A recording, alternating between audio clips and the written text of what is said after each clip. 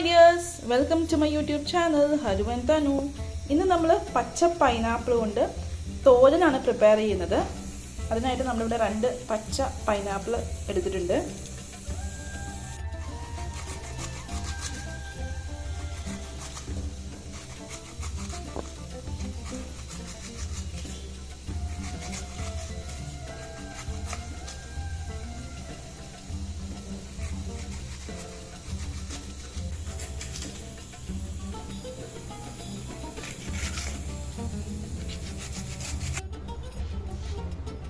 Pineapple നമുക്ക് ഇതുപോലെ ചെറിയ പീസസ് ആയിട്ട് മുറിച്ചെടുക്കാം. ഈ പൈനാപ്പിളിന് ചെറിയൊരു മധുരമുണ്ട്, അധികം മധുരമില്ല, ചെറിയൊരു മധുരമുണ്ട്. അപ്പം അങ്ങനെ ഉള്ളപ്പോൾ തോരൻ ഉണ്ടാക്കുമ്പോൾ നല്ല ടേസ്റ്റ് ആയിരിക്കും. ഇനി നമുക്ക് തോരൻ തയ്യാറാക്കാം. അതിനായിട്ട് വെളിച്ചെണ്ണ ഒരു ചീനച്ചട്ടിയിലേക്ക് ഒഴിച്ചു കൊടുത്തിട്ടുണ്ട്. കടുക് ചേർത്ത് കൊടുത്തിട്ടുണ്ട്. അതിലേക്ക് ഉഴുന്നുപരിപ്പ്, വറ്റൽമുളക് എന്നിവ ചേർക്കാം. കടുക് പൊട്ടിയതിന് ശേഷം നമുക്ക് കറിവേപ്പില ചേർക്കാം. വെളുത്തുള്ളി, ചെറിയ ഉള്ളി എന്നിവ ചേർക്കാം. ചെറിയുള്ളിയും വെളുത്തുള്ളിയും ഒന്ന് മൂത്ത് വരുമ്പോൾ നമുക്കിതിലേക്ക് ചെറുതായിട്ട് മുറിച്ച് വെച്ചിരിക്കുന്ന പൈനാപ്പിൾ ചേർത്ത് കൊടുക്കാം.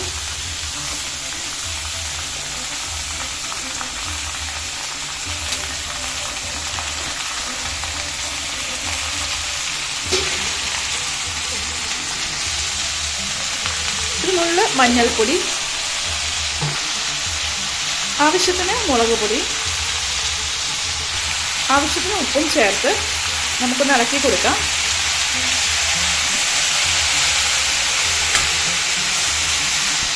മിക്സ് ചെയ്തതിന് ശേഷം നമുക്ക് ഇതൊന്ന് അടച്ചു വെക്കാം. അടച്ചു വെച്ച് നമുക്ക് പൈനാപ്പിൾ വേവിച്ചെടുക്കാം. ഫ്ലെയിം കുറയ്ക്കാം. പൈനാപ്പിൾ വെന്ത് വന്നിട്ടുണ്ട്. നമുക്കിതിലേക്ക് തേങ്ങ ചിരണ്ടിയത് ചേർത്ത് കൊടുക്കാം.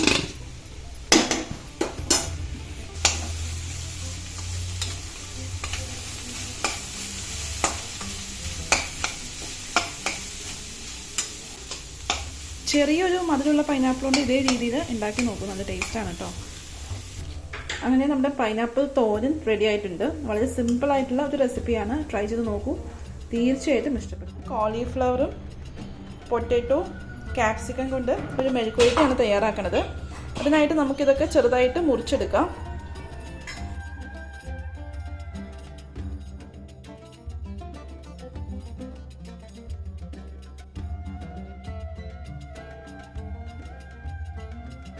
ഇനി നമുക്ക് മെഴുക്കുവരട്ടി തയ്യാറാക്കാം. അതിനായിട്ട് ഒരു ചീനച്ചട്ടിയിലേക്ക് നമുക്ക് വെളിച്ചെണ്ണ ചേർത്ത് കൊടുക്കാം.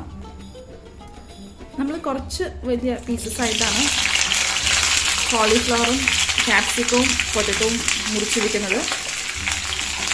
ഇനി നമുക്കത് ചീനച്ചട്ടിയിലേക്ക് ഇട്ട് കൊടുക്കാം.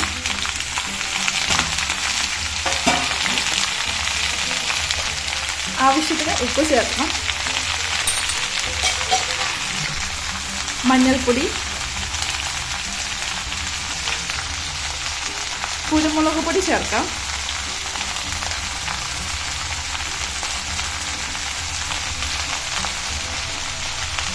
സാമ്പാർ പൊടി ചേർക്കുന്നുണ്ട്.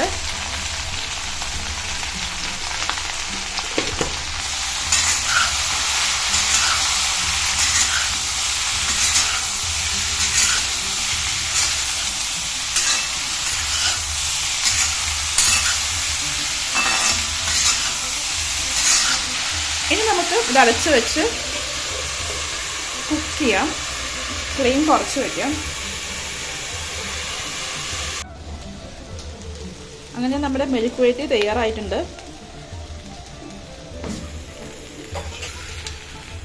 നമുക്കിനി ഫ്ലെയിം ഓഫ് ചെയ്ത് കൊടുക്കാം.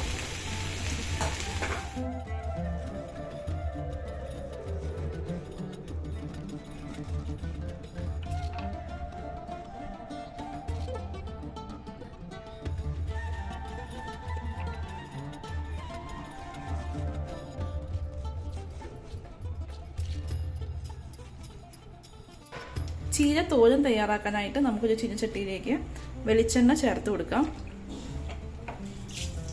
കടുക്, വറ്റൽമുളക്, ഉഴുന്ന് ചേർത്ത് കൊടുക്കാം. കടുക് പൊട്ടിയതിന് ശേഷം നമുക്ക് ചെറിയുള്ളിയും വെളുത്തുള്ളിയും ചേർത്ത് കൊടുക്കാം.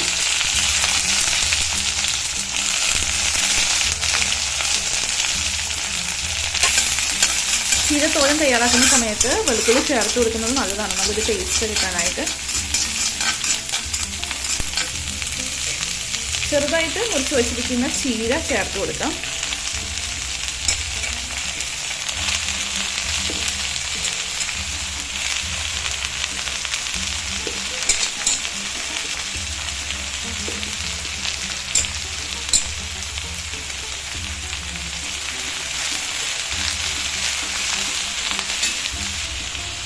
ഉപ്പ്, മഞ്ഞൾപ്പൊടി, മുളക് പൊടി എന്നിവ ചേർത്തിട്ട് നമുക്ക് മിക്സ് ചെയ്ത് കൊടുക്കാം.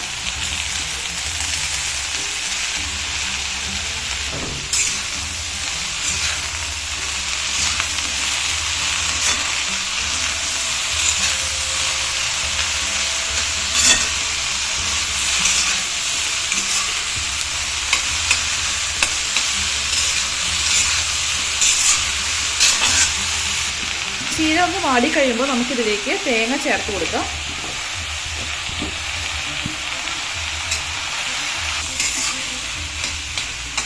ഇനി നമുക്ക് ചീര വേകാനായിട്ട് ഒരു പാത്രം കൊണ്ട് അടച്ച് ഫ്ലെയിം കുറച്ച് വേവിക്കാം.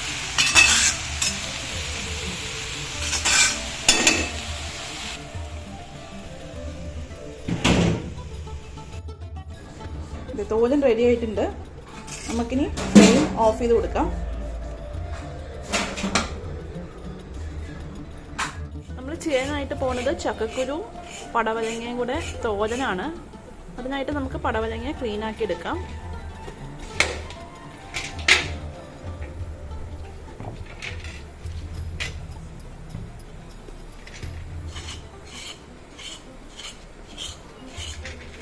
ഇനി നമുക്കിത് ചെറുതായിട്ട് മുറിച്ചെടുക്കാം.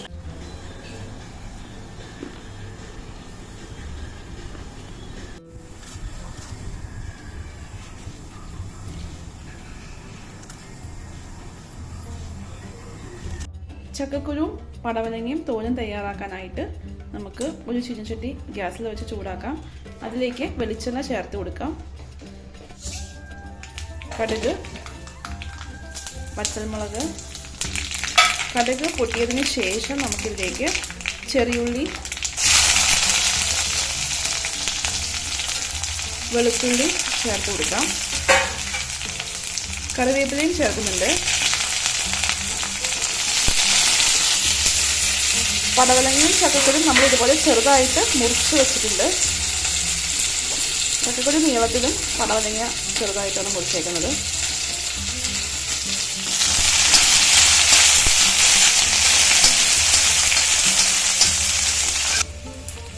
ചെറിയുള്ളി ഒന്ന് മൂത്ത് വരുമ്പോൾ നമുക്കിതിലേക്ക് ചെറുതായിട്ട് മുറിച്ച് വെച്ചിരിക്കുന്ന പടവലങ്ങയും ചക്കക്കുരും ചേർത്ത് കൊടുക്കാം.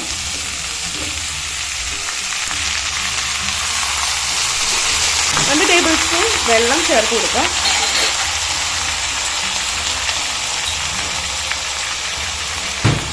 ആവശ്യത്തിന് ഉപ്പ്, മഞ്ഞൾപ്പൊടി, മുളക് പൊടി എന്നിവ ചേർക്കാം. ചക്കക്കുരു ഒന്ന് വെന്ത് വരാനായിട്ടാണ് നമ്മൾ വെള്ളം ചേർത്ത് കൊടുത്തത്. ഇനി നമുക്ക് അടച്ചു വെച്ച് വേവിക്കാം.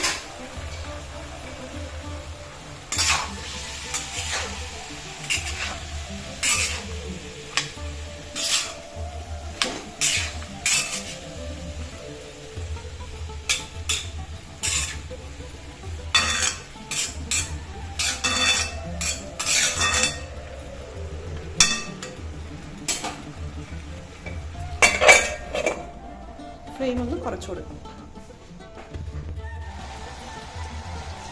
ചക്കക്കുരു പടവലങ്ങയും വെന്ത് വന്നിട്ടുണ്ട്. നമുക്കിതിലേക്ക് തേങ്ങ ചിരണ്ടിയത് ചേർത്ത് കൊടുക്കാം.